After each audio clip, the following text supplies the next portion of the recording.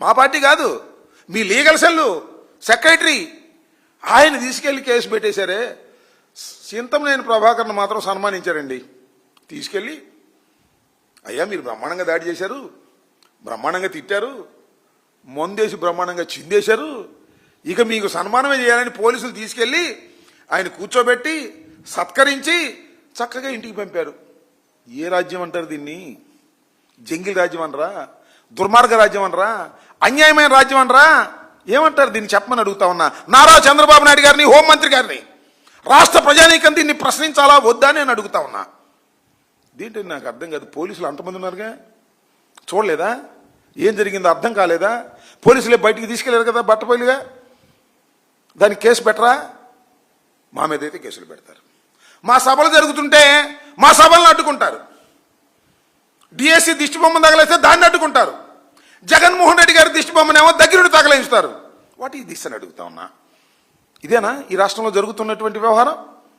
ఎంత దారుణంగా వ్యవహరిస్తుంది. ఎమ్మెల్యేలకు అద్దు అదుపు లేదండి. నాకు ఒక ఆశ్చర్యం వేసింది. ఒక ఎమ్మెల్యే గారంట, మన నియోజకవర్గంలో చికెన్ 140 రూపాయలకు అమ్ముతున్నారు కదా, ఇవాళ నుంచి 150 అన్నా అంట. అందరూ 150 అమ్మారు. ఆ 10 ఎక్కడదే అంటే 150, ఆ 10 ఆయనకి వెళ్ళాలంట. చికెన్ మీద ట్యాక్స్ వేసినటువంటి ఘనత తెలుగుదేశం ఎమ్మెల్యేలకు దక్కుతున్నారు. రే మట్టి దోచుకున్నారు, ఇసుక దోచుకున్నారు, మైనింగ్ దోచుకున్నారు, అన్నీ దోచుకున్నారు. చివరికి చికెన్ మీద కూడా ట్యాక్స్ వేసేటువంటి పరిస్థితికి వచ్చేసారే. ఏం జరుగుతుంది ఇదంతా రాష్ట్రంలో? చంద్రబాబు నాయుడు అంటారు అన్యాయం జరిగితే తాట తీస్తా.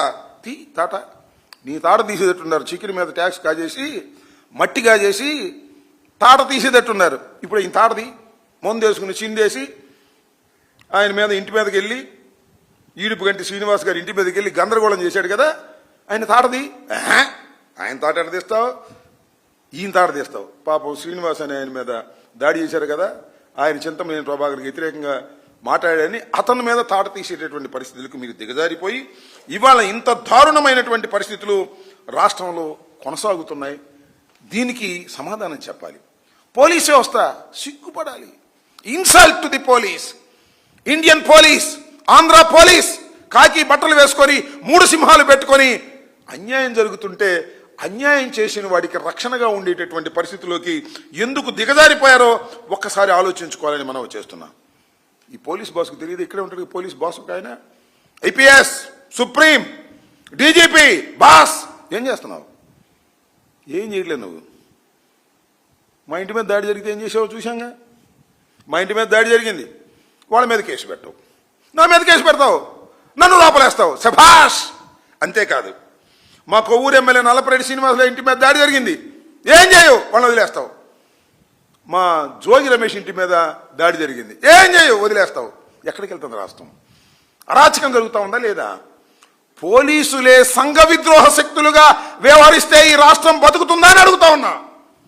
మీ ఇష్టం వచ్చిన పోలీసులు వేసుకుంటారు, వాళ్ళకి పోస్టింగ్లు ఇస్తారు, మీరు చేసేటటువంటి అరాచకాలను చూస్తుంటారు. అవసరమైతే మీరు ఎవరన్నా కొట్టి తని రమ్మంటే తన్ని వస్తారు. వాళ్లే సంఘ విద్రోహ శక్తులు, వాళ్లే రౌడీలు. ఇవాళ కొత్తగా రౌడీలు ఎవరు లేరు. కొంతమంది గురించే పోలీసులు అంటుంది, నేను అందరినీ కాదు.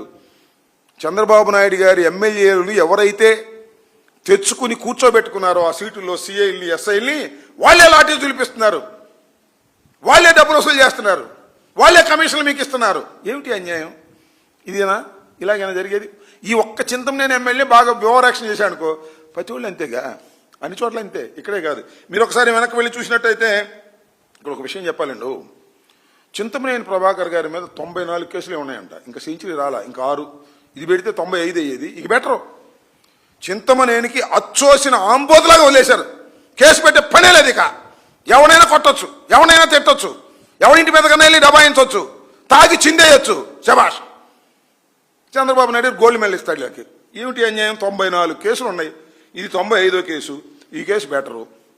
ఆయన అధికారం కూటమి రాగానే జడ్పీటీసీ ఇంటి మీదకి వెళ్ళి దాడి చేశాడు.